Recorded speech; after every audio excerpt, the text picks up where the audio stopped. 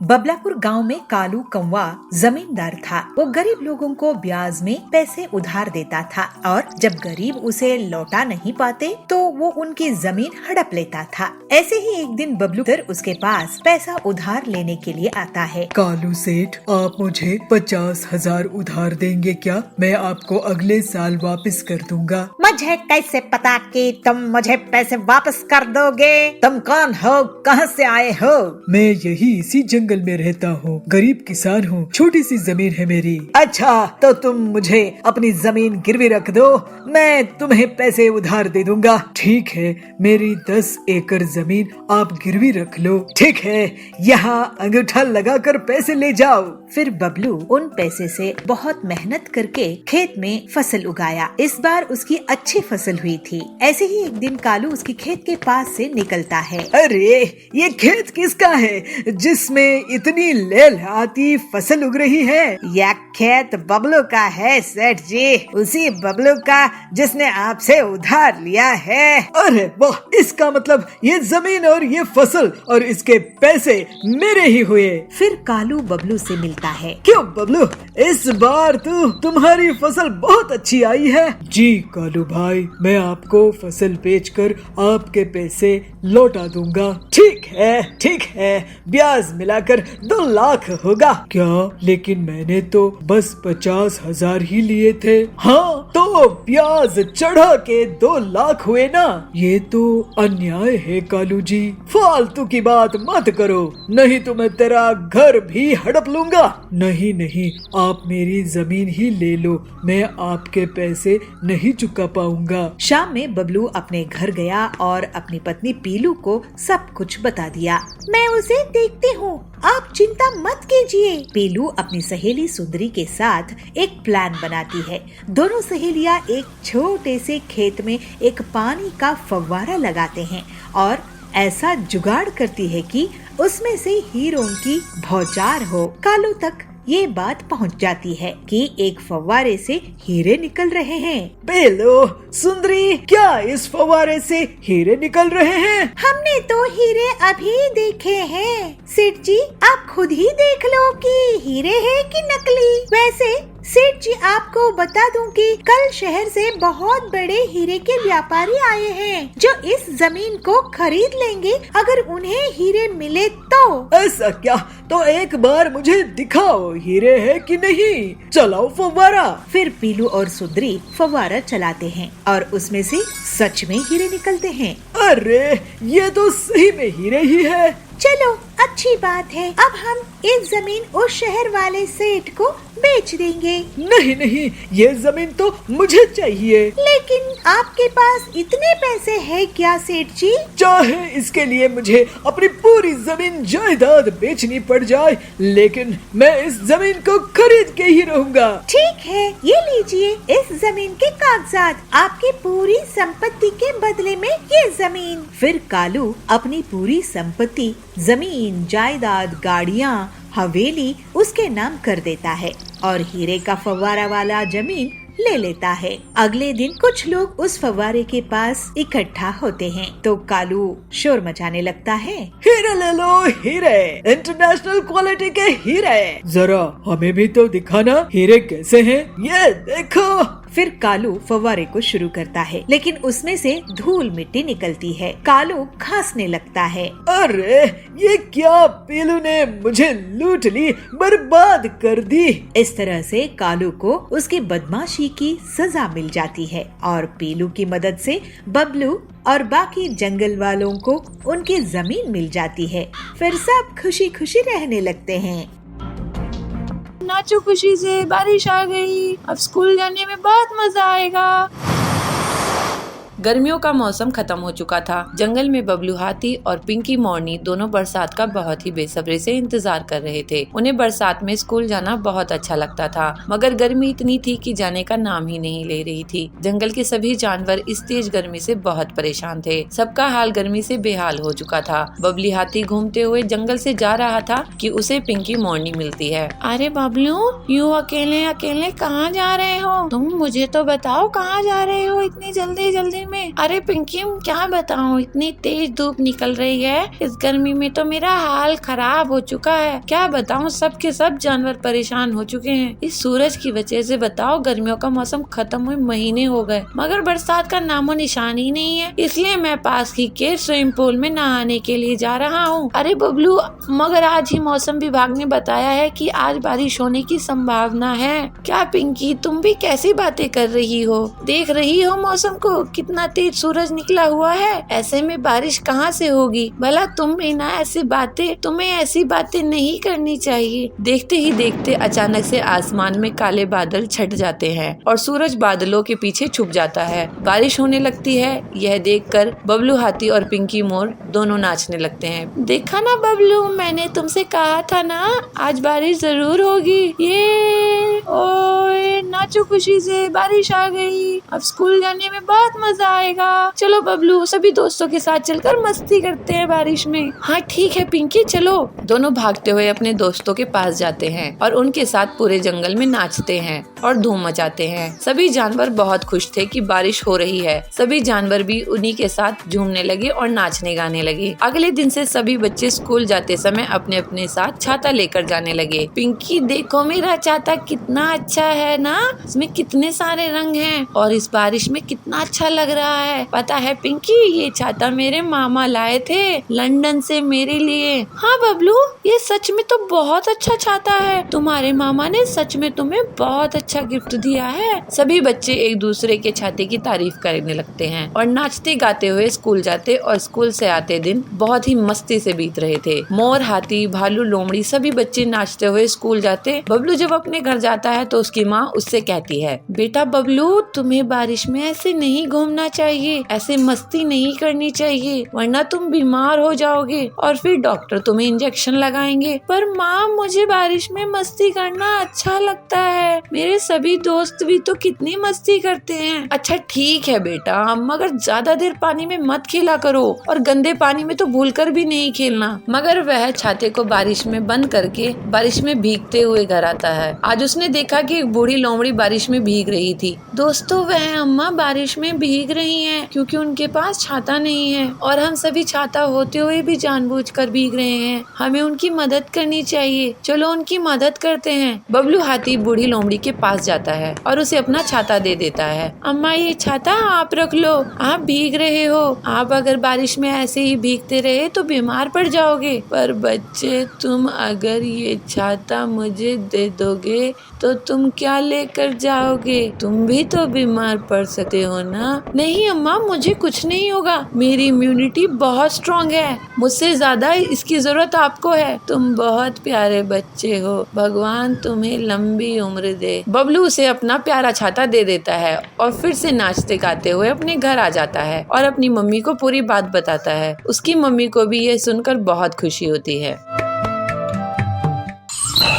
सुंदर जंगल में शेरा का बहुत आतंक था। सभी जानवर उसके गुस्से से बहुत डरते थे। उसी जंगल में एक समझदार खरगोश रिंकू रहता था। रिंकू हमेशा अपनी चालाकी से बड़े बड़े जानवरों से अपनी जान बचा लेता था, लेकिन वो हमेशा दूसरे छोटे जानवरों की मदद करता था। इस वजह से सभी जानवर उसको बहुत पसंद करते थे। एक दिन रिंकू जंगल में टहल रहा था, तभी उसे छोटू और उसकी पत्नी दिखाई दिए। छोटू भैया, छोटी भाभी, कहाँ घूम रहे हो? कुछ नहीं रिंकू, हम तो ताजी घास और फलों की तलाश में आए हैं। यहाँ की घास तो बहुत हरी भरी है, हम तो सोच रहे थे कि यहीं पास बस जाए। आप लोग क्या शेरा के बारे में नहीं सुने हो? ये उसी का इलाका है, अगर उसने आप दोनों को देख लिया तो आपकी खैर नहीं। शेरा तो बहुत ही क्रूर है।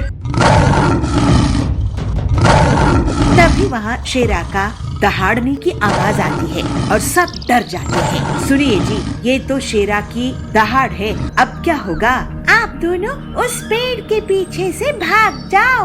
और फिर दोनों पति पत्नी एक पेड़ के पीछे से भाग जाते हैं। रिंकू खरगोश, यहाँ पर 2 जानवर आए थे, मैं उनका शिकार करने आया हूँ, क्या तुमने उन्हें देखा है? जी शेरा जी, मैंने उन्हें उस रास्ते से जाते हुए देखा। रिंकू शेरा को दूसरी तरफ इशारा करके भेज देता है। छोटू और छोटी रिंकू के पास आते हैं। तुम्हारा शुक्रिया रिंकू भैया। अब आप दोनों यहाँ पर घास खाकर जल्दी से चले जाओ। इसके बाद दोनों पति पत्नी घास खाकर वहाँ से चले जाते हैं। दूसरे दिन वही दोनों उस घास के मैदान के पास एक तालाब में रिंकू को मिल जाते हैं। छोटू भैया, छोटी भाभी, आप दोनों के जाने के बाद शेरा फिर से आया था और मुझे धमका कर गया है कि अगर अगली बार उसको उसके शिकार का सही पता नहीं मिला तो वो मुझे ही खा जाएगा।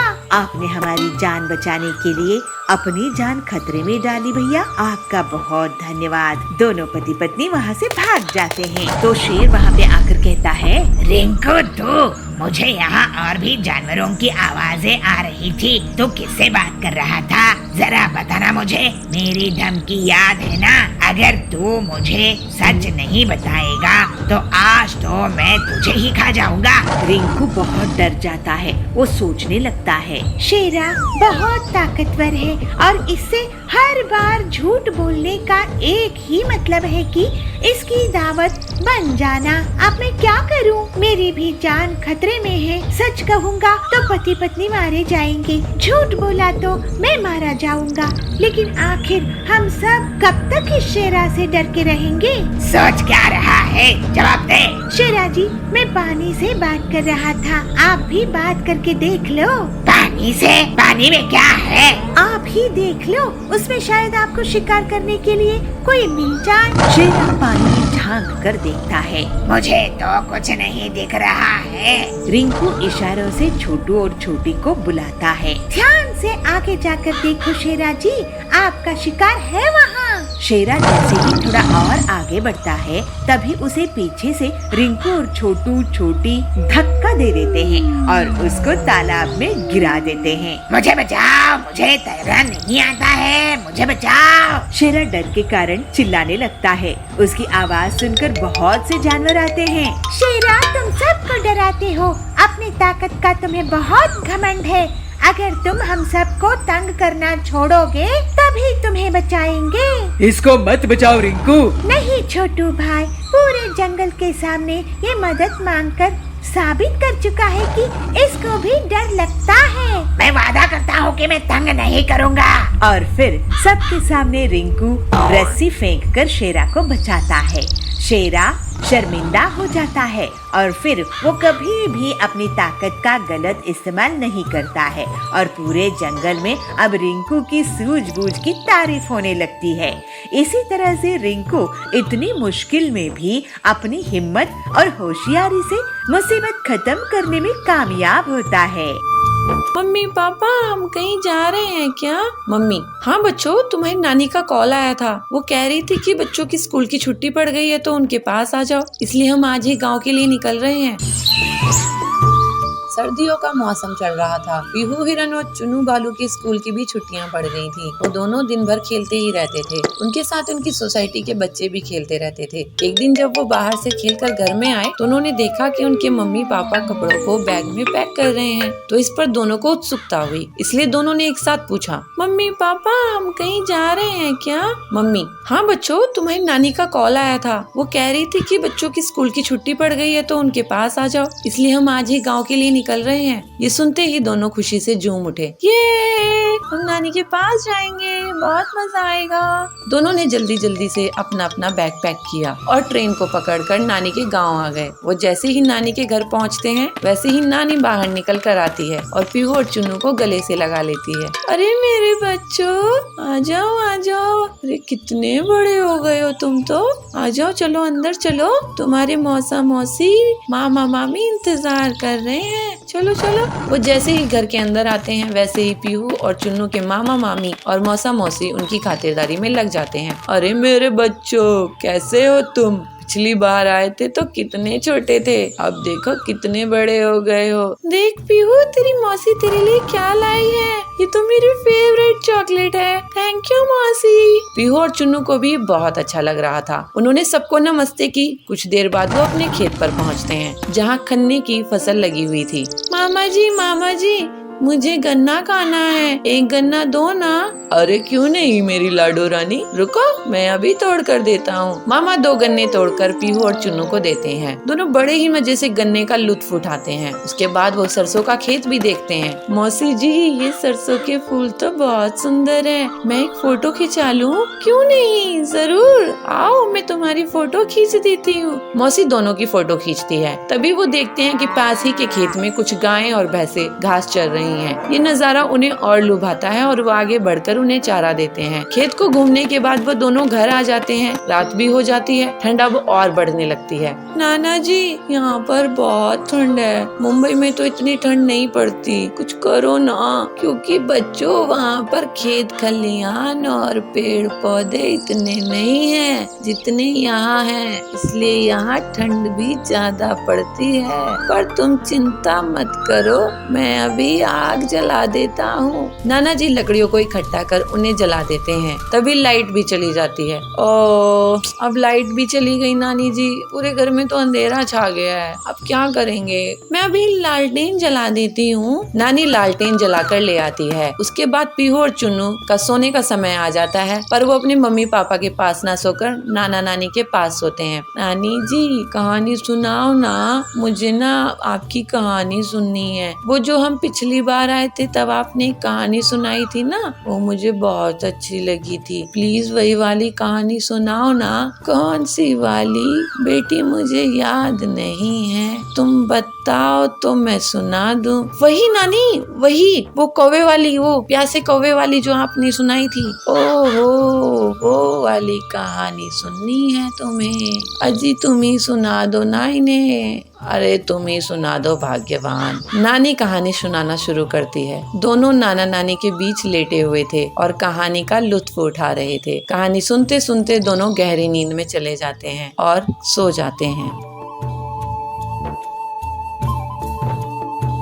गरीब लोगों की सेवा के लिए दुकान नहीं खोली है मैंने। मैं तुम्हारी दुकान चलने नहीं दूंगी, मैं तुम्हारी दुकान बंद करवा के ही रहूंगी। जबलपुर गांव के जंगल में बबली कौवी एक ठेले में गन्ने का जूस बेचा करती थी। उसकी दुकान बहुत अच्छे से चलती थी और गर्मी में तो ग्राहकों की हमेशा से भीड़ लगी रहती थी। बबली सबसे बहुत अच्छे से बात करती थी।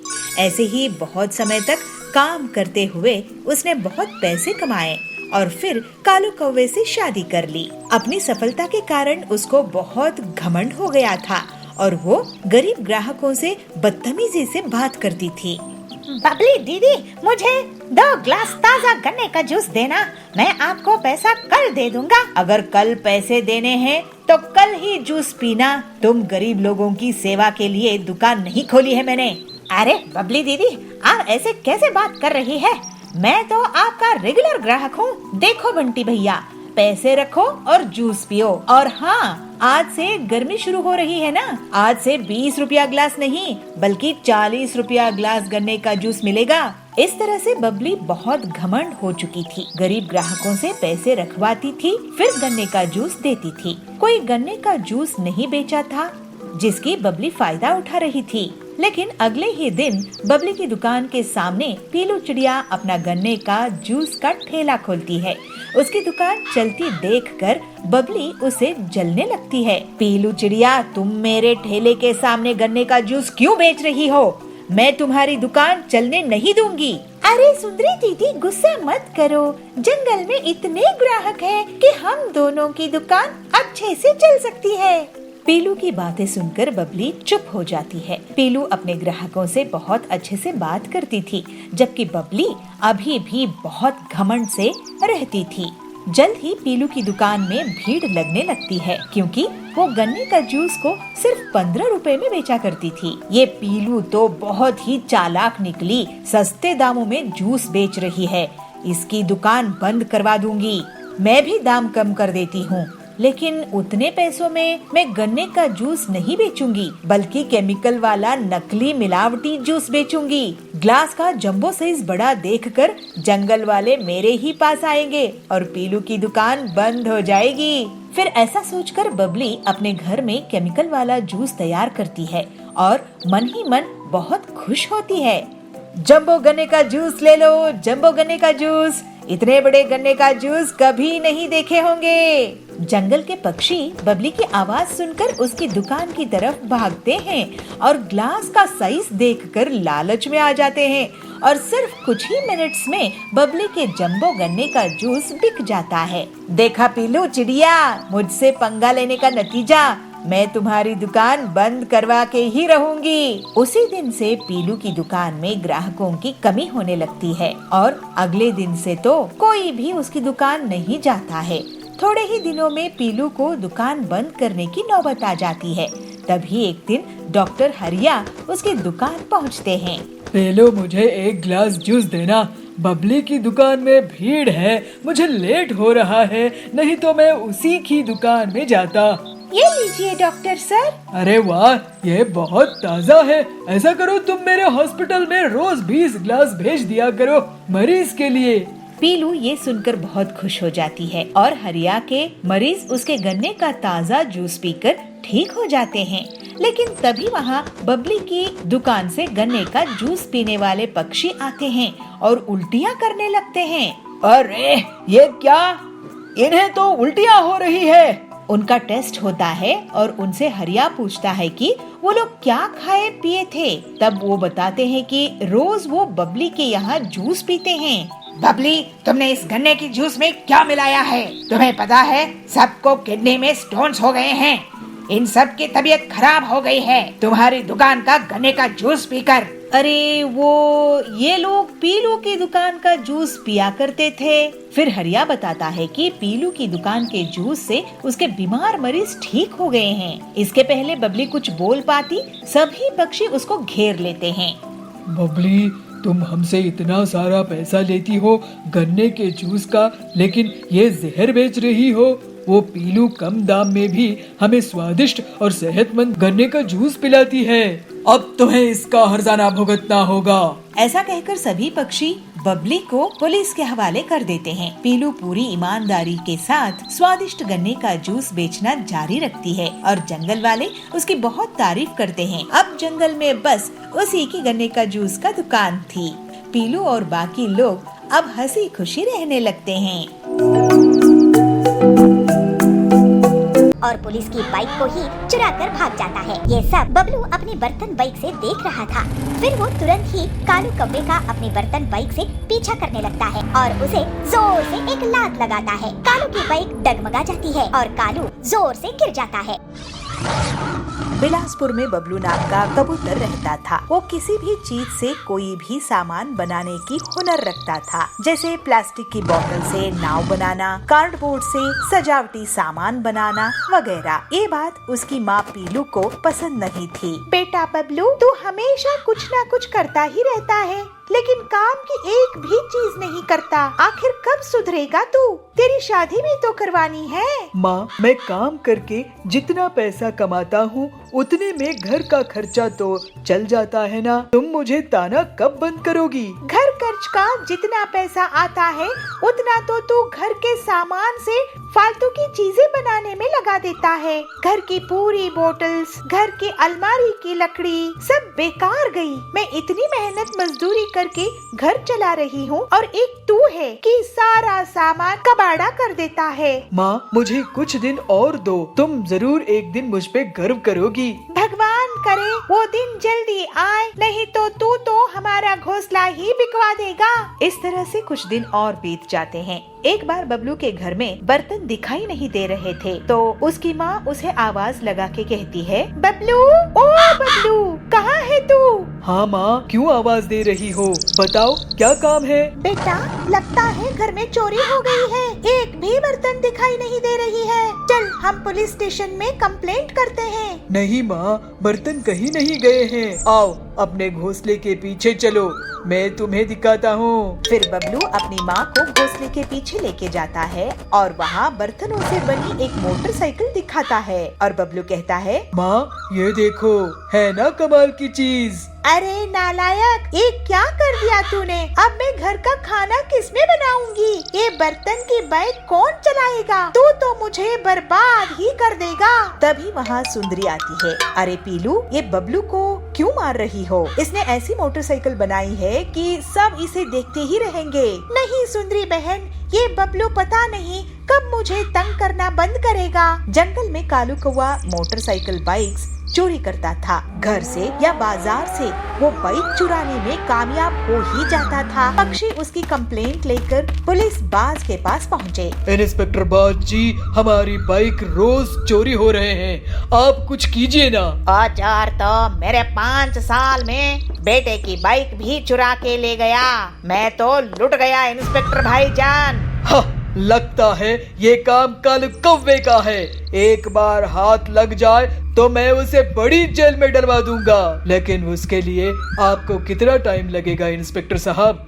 इतने दिनों में तो वो सारे जंगल की बाइक्स चुरा लेगा और किसी के पास मोटरसाइकिल बाइक्स नहीं बचेंगे। हाँ, बंटी जी, कालू को जो कोई भी पकड़वाने में पुलिस की मदद करेगा, मैं उसे सरकार से 50,000 का इनाम दिलवाऊंगा। इस तरह से सभी वहाँ से चले जाते हैं। कालू ये सब दूर बैठकर सुन रहा था। ऐसा क्या? मुझ पर इनाम? अब मजा चखाऊंगा इन पुलिस वालों को। मैं इनकी ही बाइक चुरा के भाग जाऊंगा और इन्हें पता भी नहीं चलेगा।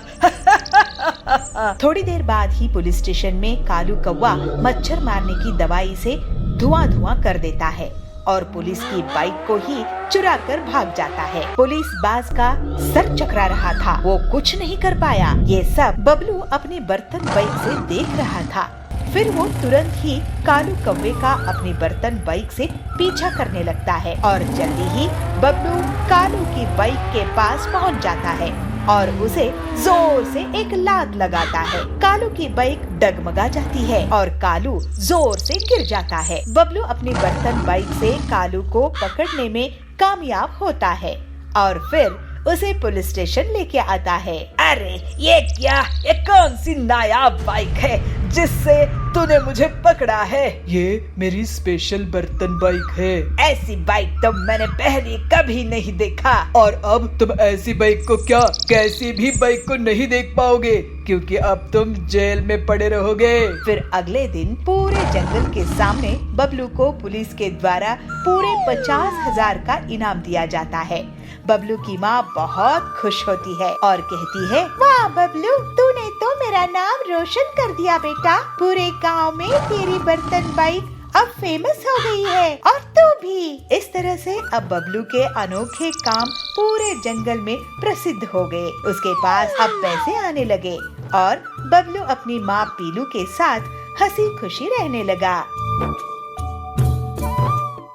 टुन्नू लोमड़ी चोर को पकड़कर उसको पुलिस के हवाले कर देते हैं। पिंकी, दादाजी मुझे माफ कर दो। तू क्यों माफी मांग रहा है? तूने क्या किया? इसलिए क्योंकि मैं रॉकी को जंगल में छोड़ आया था। पर पिंकी बंदरिया और कुन्नू सियार भाई बहन हैं। वो गांव में अपने मम्मी पापा और दादा दादी के साथ रहते हैं। एक दिन स्कूल में आते समय पिंकी बंदरिया की नजर कीचड़ में सने एक कुत्ते पर गई। वो बहुत छोटा था और रो रहा था। पिंकी को उस पर तरस आ गया, इसलिए वो उसके पास गई और अपनी बोतल का कच्चा पानी उसने उस पर डाला और उसे अपनी गोद में उठा लिया। पिंकी छोड़ इसे, देखिए कितना गंदा है और कितनी बदबू आ रही है इसमें से। छी, छोड़ इसको। नहीं कुन्नू, मैं इसको नहीं छोड़ सकती। पता नहीं इसके माँ बाप कहाँ हैं और देखो तो बेचारा रो रहा है। मैं इसको अपने साथ लेकर चल रही हूँ, ठीक है ना? पिंकी उस कुत्ते को अपने साथ ले आती है और उसको खाना खिलाती है और उसे अपने पास लेटाकर टीवी भी दिखाती है। कुन्नू ये देख बहुत गुस्सा हो जाता है। पिंकी, उतार इसको,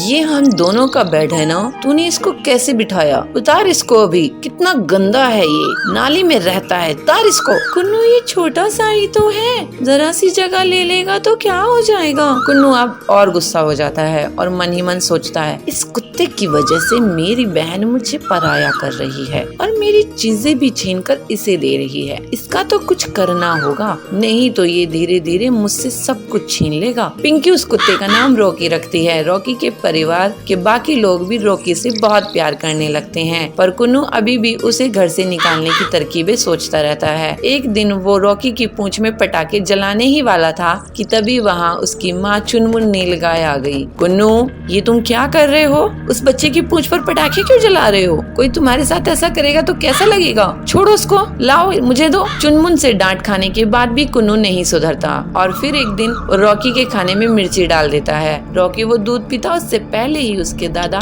टुन्नू शेर वहाँ पहुँच गए। कुन्नू, ये दूध लाल क्यों है? क्या मिलाया है इसमें? कुन्नू घबरा जाता है। सच सच बोलो कुन्नू। नहीं कुछ भी नहीं दादाजी, वो तो ऐसे ही हो गया। मैं जानता हूँ तुम रॉकी को जरा भी प्यार नहीं करते हो और उसे घर से निकालना चाहते हो, पर बेटे ये बेचारा भी बहुत छोटा है तो जानता भी नहीं कि तुम इसके साथ क्या क्या कर रहे हो, इसलिए ये सब छोड़ो और उसके साथ प्यार से पेश आओ, ठीक है? दादा के समझाने पर भी कुन्नू नहीं समझता और फिर एक रात वो रॉकी को लेकर जंगल में चला जाता है और उसे कहीं दूर छोड़ आता है और घर आकर सो जाता है। अब उस रॉकी को मैं ऐसी जगह छोड़ कर आया हूँ जहाँ से वो चाह कर भी वापस नहीं आ सकता और मैं जीऊंगा चैन की जिंदगी। अंधेरी रात हो चुकी थी, घर में सब सो चुके थे कि तभी एक लोमड़ी चोर उनके घर में घुस जाती है और एक एक करके घर का सारा कीमती सामान चुरा लेती है। पर जैसे ही वो घर के बाहर कदम रखती है वैसे ही रॉकी भौंकने लगता है और घर वाले सारे लोग जाग जाते हैं। तब तक रॉकी लोमड़ी चोर को हिलने तक नहीं देता। अच्छा, तो ये चोर हमारे घर में चोरी करने आया था। शाबाश रॉकी, अगर आज तुम नहीं होते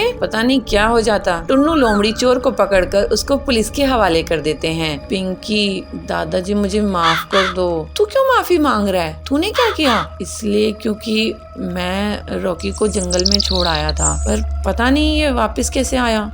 यही तो खासियत है मेरे दोस्त की। रॉकी, मुझे माफ कर दे प्लीज। सॉरी यार, अब हम दोस्त बन सकते हैं, तू दोस्ती करेगा मेरे से? रॉकी अपना एक पैर आगे बढ़ाता है और अब दोनों के बीच दोस्ती हो जाती है। रॉकी कुन्नू का भी दोस्त बन जाता है और फिर सब खुशी खुशी रहते हैं।